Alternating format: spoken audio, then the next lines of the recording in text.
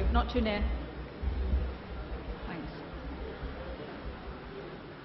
Good morning, everyone. There are no notices at this point, but if I can first please remind you to turn off your mobile phones. Thank you. So let us begin by chanting the mantra, the prayer by Annie Besant. Please stand. Thank you.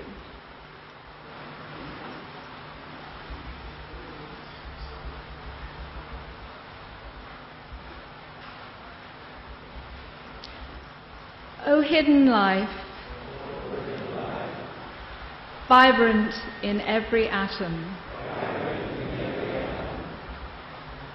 O hidden light, shining in every creature. O hidden love, embracing all in oneness. May all who feel themselves as one with Thee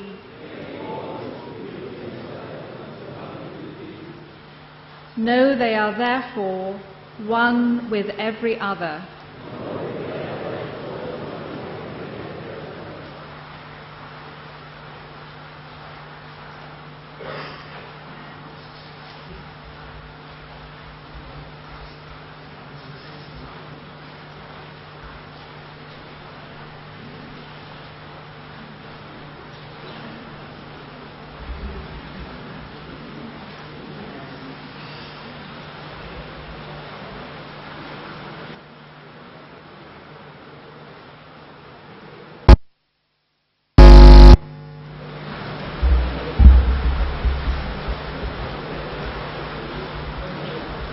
Thank you.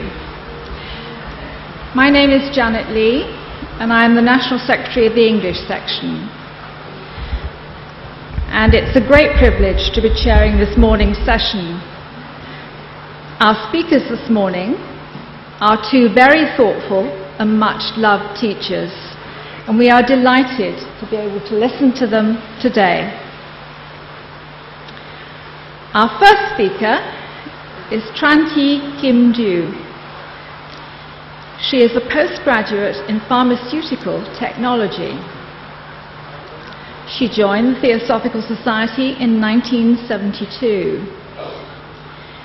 She is chairperson of the European Federation and General Secretary of the French section.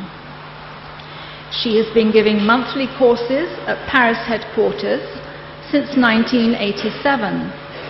And has also worked here at Adyar.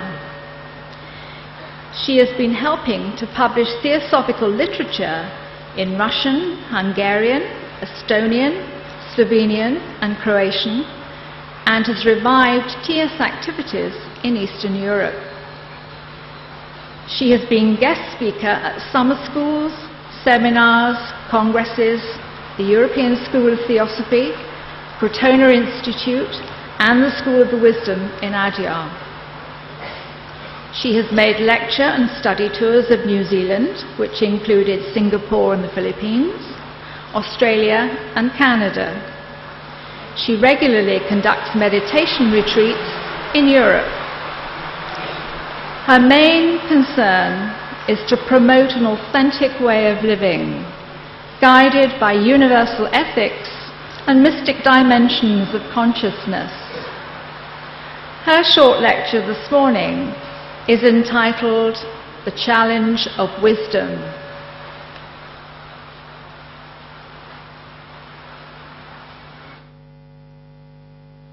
Thank you very much, Janet.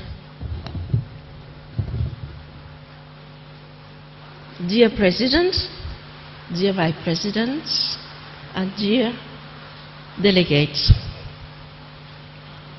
I'm trying to talk to you directly without referring to any paper. I think that the subject is so serious, harmonized with the theme of the convention. The theme of the convention is Theosophy in a changing world. And I try to develop this theme under this small umbrella called the challenge of wisdom. First of all, I have some news to announce to you. The first is that the world is changing. Anybody will know, everybody knows about it. But still we have to emphasize any time to make it known and remember.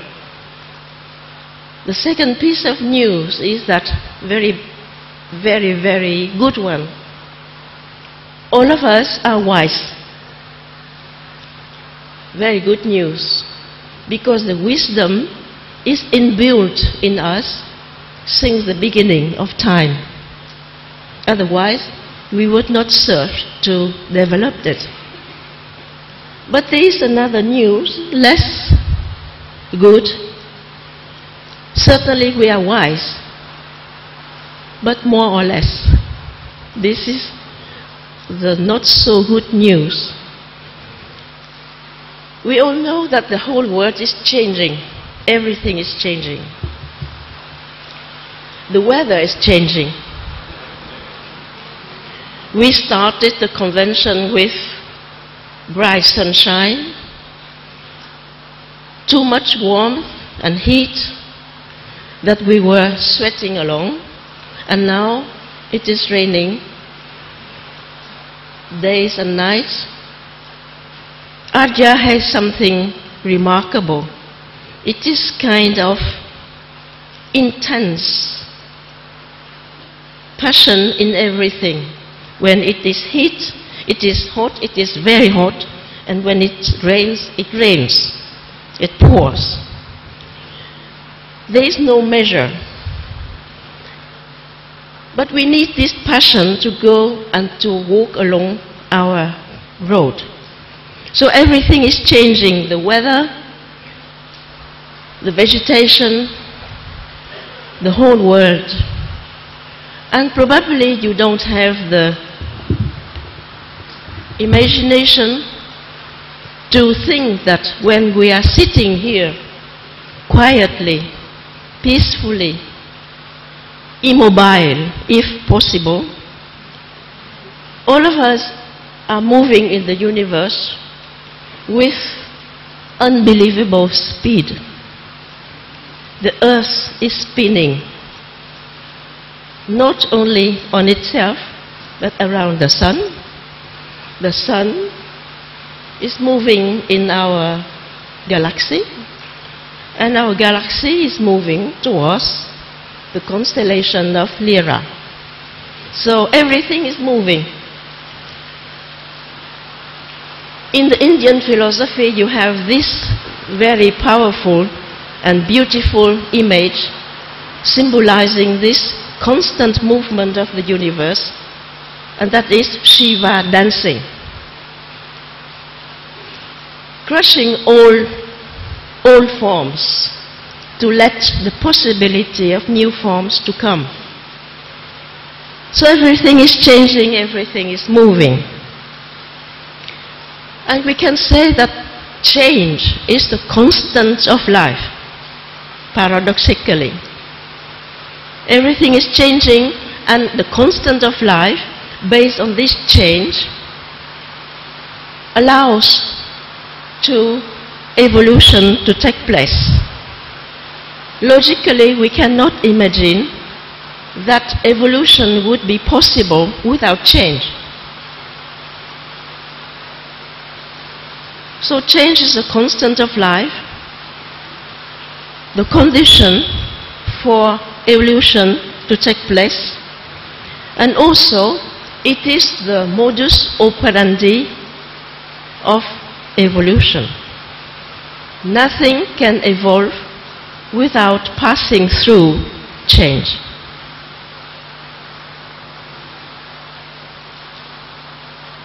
Everything is moving, so much so that the Chinese seer Confucius when watching the Yellow River, which is one of the piece of symbol in China, this story is related particularly in the commentary of the I Ching. You call it I Ching, but we in the Oriental civilization, we call it Yi Ching. Yi means mutation, to mute. So everything is changing and flowing in a very peaceful, constant flow that the Chinese seer Confucius, when looking at the Yellow River, just said, so it is life, constantly flowing in a constant stream without stopping. And all of us is like that. But change also is a kind of challenge towards resistance. When we have some change showing itself in some perspective, there is a big resistance because we are afraid of the unknown, as Linda said in the first talk. We are so afraid of the unknown that we don't want to change. We want to keep as such, meaning that on the whole stream of life, constantly flowing, we want to be static. What is this? It is absolutely absurd because it is impossible. We are changing all the time, unknowingly to us. We pretend that we are so and so. We pretend that we are, I don't know, some importance, some degrees, but who are we? The changing in ourselves is really something that one has to look at in order to be able to evolve. Now, the change in ourselves is just included in the whole change, universal change. It is like stars, planets, heavenly body moving around constantly without stopping. And inside us, also the stream of consciousness is always flowing. Very true that it is, for generally speaking, it is unknowing to us. But it is a fact that everything is changing, constantly moving, so that makes one of the French humorists, Alphonse Allais, say when he is asked, "How old are you?" He said, I cannot tell you my age because it is constantly changing. So it's same, huh? You cannot say that you are 40, 50, 60, etc. because it is constantly changing.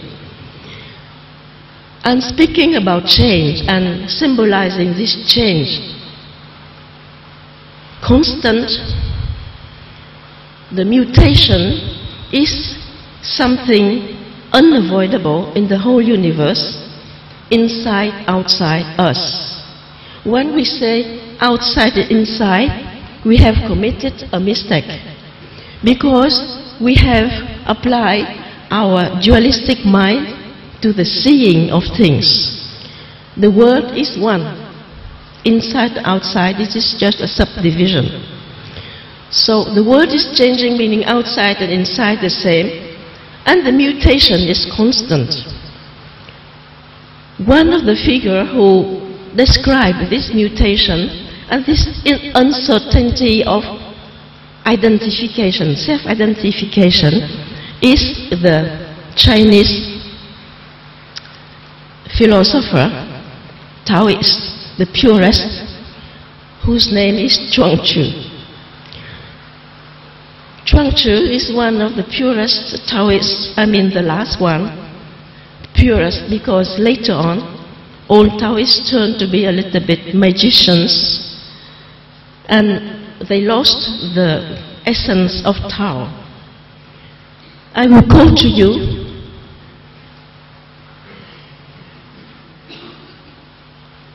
what an author, Burton Watson, wrote about Chuang Tzu, relating his dream. Here's the dream of Chuang Tzu, I quote. Once Chuang Tzu dreamt he was a butterfly flitting and fluttering around, happy with himself, and doing as he pleased. You can imagine that this is freedom to go everywhere, no burden of responsibility, no name, nothing. What a freedom. So then, this butterfly, flitting, fluttering around, happy with himself, and doing as he pleased. He didn't know he was Chuang Tzu. Suddenly he woke up, and there he was, solid and unmistakably Chuang Tzu. But he didn't know if he was Chuang Tzu, who had dreamt he was a butterfly, or a butterfly dreaming he was Chuang Tzu. Between Chuang Tzu and a butterfly, there must be some distinction. This is called the transformation of things. So after the dream, Chuang Tzu lost what we call as the function of self-identification. This is our main problem. We look at something without knowing, we identify with it. We have a degree of university, we introduce ourselves like this degree. We have a function, we identify ourselves with the function, etc., etc. So the dream of Chuang Tzu is really very inspiring, because out of this, who is who? The butterfly dreaming to be Chuang Tzu, or Chuang Tzu dreaming to be a butterfly? This is what Chuang Tzu called the transformation of things. And it belongs to the mutation of the whole process of the universe. Meaning that we don't know that we are completely involved, we are imbued in the whole process, so that we are changing with the changing flux in the stream. And whenever we identify with ourselves, we identify ourselves with something, then we stop the stream and we get the stream stuck.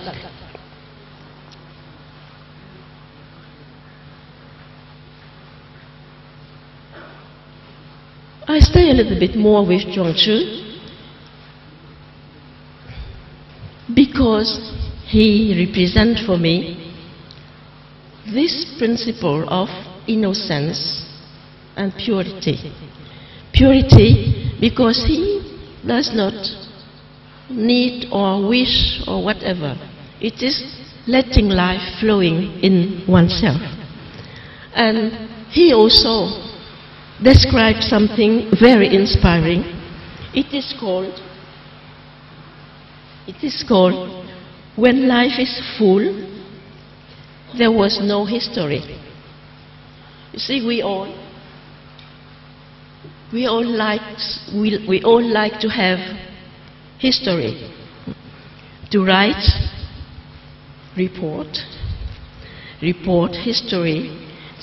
And now I quote what Thomas Merton wrote about this story, about Chuang Tzu.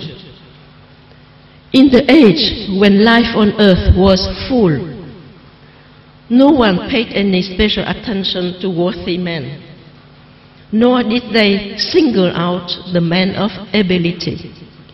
Rulers were simply the highest branches on the tree, and the people were like deer in the woods. They were honest, righteous, without realizing that they were doing their duty. They loved each other and did not know that this was love of neighbor. They deceived no one, yet they did not know that they were men to be trusted. They were reliable and did not know that this was good faith. They lived freely together, giving and taking, and did not know that they were generous. For this reason, their deeds have not been narrated. They made no history.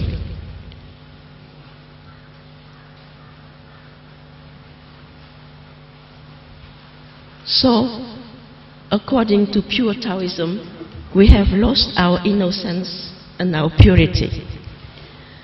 What to do? We know that wisdom inside us, otherwise we would not look and search for it to develop it. But very generally, we think that the world is challenging us. So generally we say, I meet the challenge, it is a really challenge to me. But normally, in fact, truly, it is the reverse.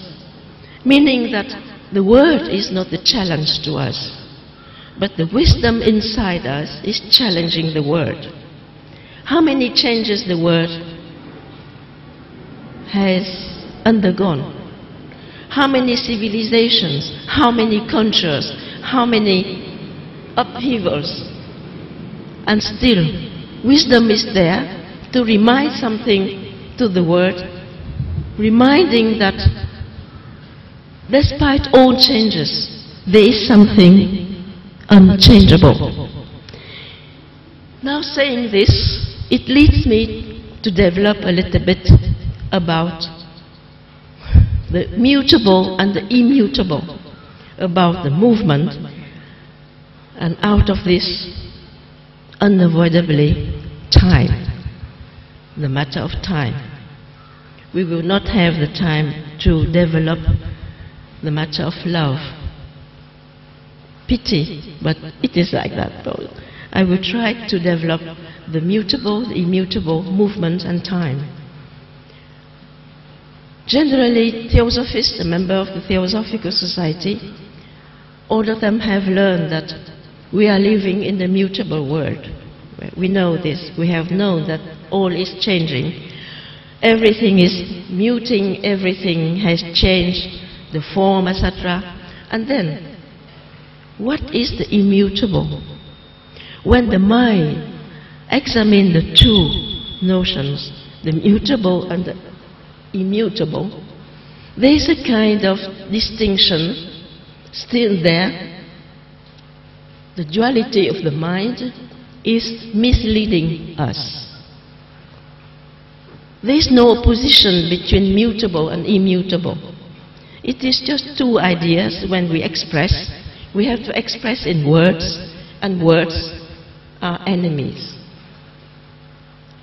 We have to use words, but words has to help us to go beyond words. Now the mutable and the immutable, they are not opposite.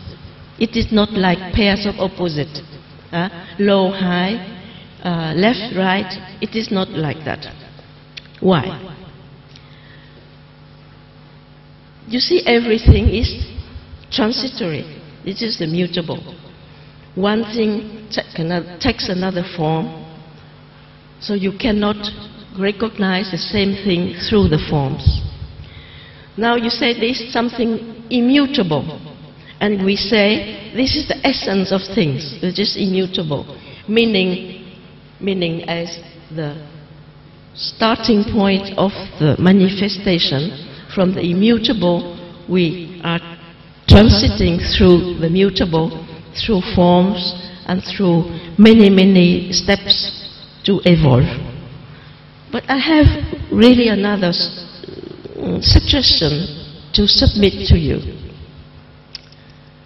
Still, if we think the immutable is something like that from the beginning, still this immutable is muting. Right? Otherwise, we would not have any form. What about thinking that immutability is inside the mutation itself, meaning that unchangeable is the changes, meaning everything changed except the fact of changing. So immutability is inbuilt inside the movement and the mutable. I don't know whether you can follow. It is perhaps a little bit too subtle. Everything is muting, everything is changing, yes. But the immutable, the unchangeable, is not the opposite. It is inside the mutable. And because it is always muting, changing, that the process itself is immutable. It's okay? So there is no duality. The mind gets out of things such as opposite. Now, in the mutable and immutable, this one thing common. It is movement. Even the immutable belongs to the movement and depends upon the movement of the mutable. Okay? Now, what is movement? In the Mahatma letters, we can read somewhere that it is the characteristic of matter. Matter is always moving. We cannot separate matter from spirit, neither. So, transferring analogy from mutable, immutable to matter and spirit, the spirit is built, or I would say matter comes from spirit. It is in the conventional saying, but the spirit is to be discovered through matter, in the movement of matter, and the movement of matter define the whole manifestation. Saying all this, taking the subject of manifestation, one cannot avoid the matter of time. What is time? It is a very big chapter that every seer of any time developed, and more recently, Krishnamurti, Jiru Krishnamurti. What is time? All of us know that time on earth is just a matter of conventional agreement. If we were in Jupiter, according to this agreement, we have longer days, longer months, longer years. So we are not going to talk about time on earth, chronological time. We are not neither talking about psychological time, which shows itself like when you are on the waiting for a very pleasant appointment, you find it very long. And when you had a very good experience and it passed, you find it very short. All of us lived it. So we are not going to talk about this, neither chronological time, neither psychological time. But what is time?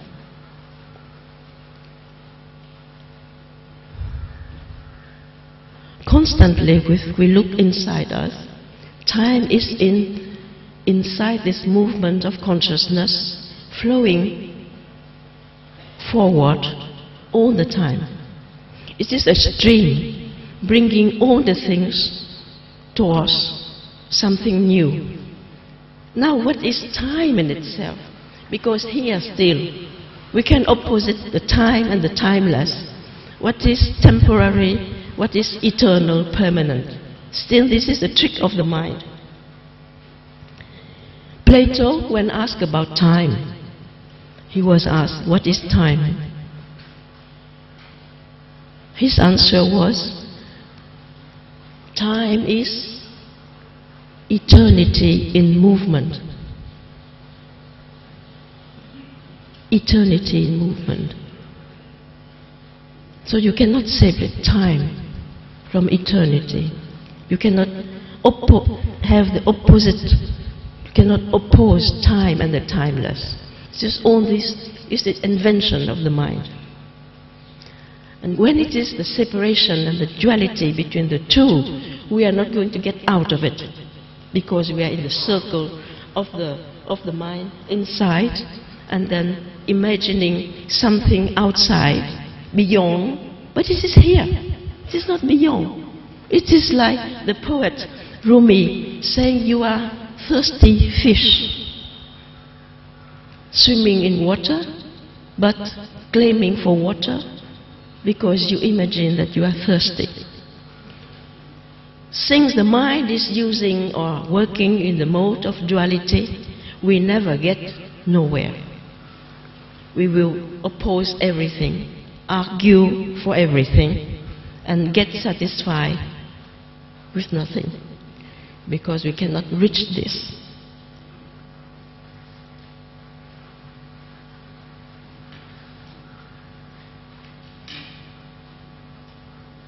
So we say that wisdom is inbuilt in us, every one of us, because it is the way of the universe from the beginning. And this wisdom, at any time, reveals itself towards humanity in order to be realized. Because wisdom is something, it is like Dharma, the notion of Dharma. Dharma without humanity does not mean much. You should have people to support, to realize, to make it alive. Cannot imagine Dharma or wisdom without people to realize it as humanity. And it brings me back to this story, which I cannot solve. Perhaps some of the deep students of the Bhagavad Gita would help. The seer in the Mahabharata, called Bhima, was asked, you say that Dharma should be preserved. Would you leave the Dharma preserved and sacrifice your race? Meaning that if the race would not respect and follow Dharma, would you sacrifice the race and save Dharma?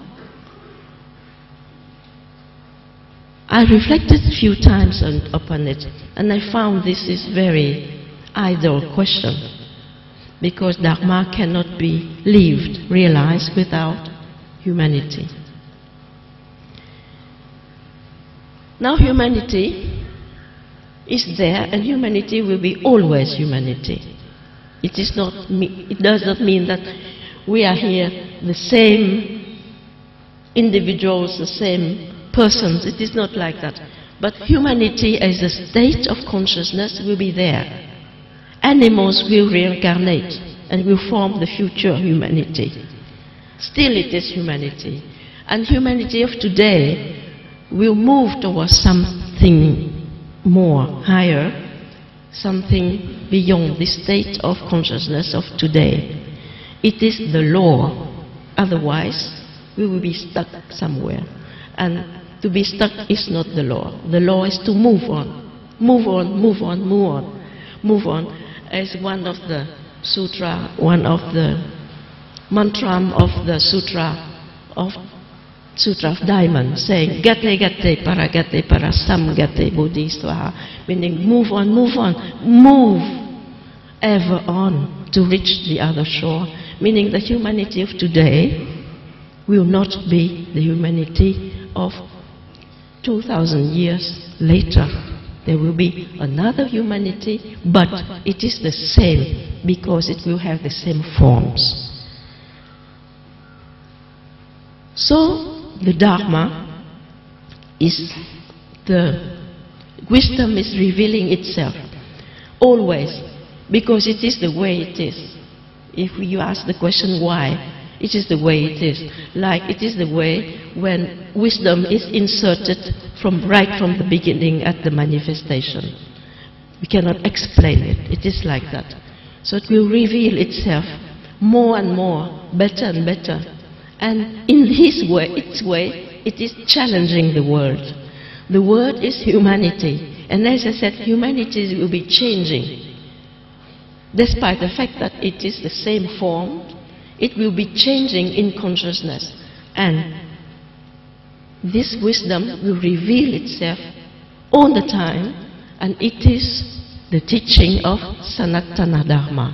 It means that every time the Dharma will challenge all the surrounding to have this surrounding, humanities, people, etc., to get to understand.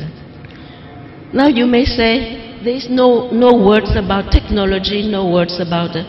Yes, but it is part of change. Today, we'll see today's technology. 15 years, 100 years later, will be more technology. It is just change. And the immutable, it is in the process. And Sanatana Dharma is always revealing to challenge every change in the world. And be sure. But to capture this is one thing paradoxical. To get to it, to understand it, one has to drop this self-identification process. Remain in this uncertainty. Remain to that doubt of oneself. And doubt is something kind of a savior. Something which frees us. Doubt is freedom. And uncertainty is the realization of this freedom. Everything is moving. I'm not going to take more time. I will terminate my sharing here with just one poem of Omar Khayyam, who says in one of his rubayat, one moment in annihilation's waste, one moment of the veil of life tastes. The stars are setting and the caravan starts for the dawn of nothing. Oh, make haste. Thank you.